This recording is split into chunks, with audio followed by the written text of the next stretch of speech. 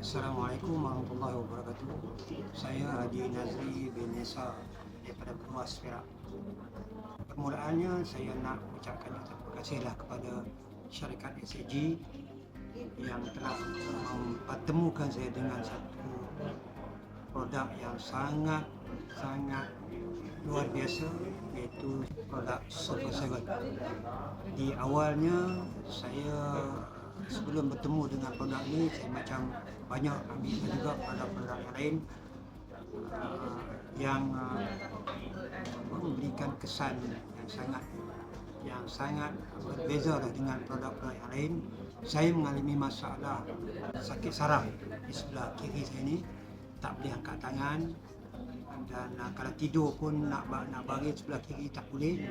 Tapi apabila saya dipertemukan dengan satu produk ini, produk Super 7 ini, alhamdulillah telah membantu bukan saja meringankan masalah kesihatan saraf saya, memberikan kesan kesihatan yang terbaik, sehingga hari ini saya boleh mengangkat beban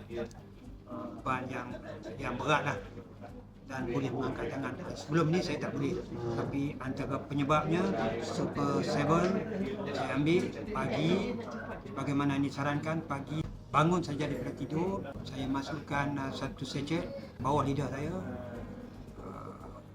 sebagai salah satu pagi, dan malam juga sebelum saya tidur saya ambil satu secet lagi, dan setiap hari tanpa berhenti.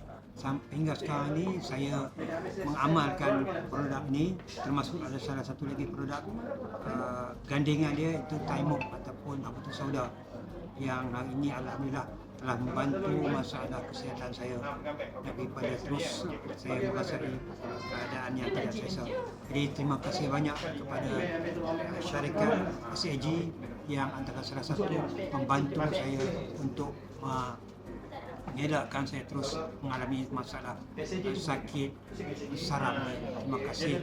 Assalamualaikum warahmatullahi wabarakatuh.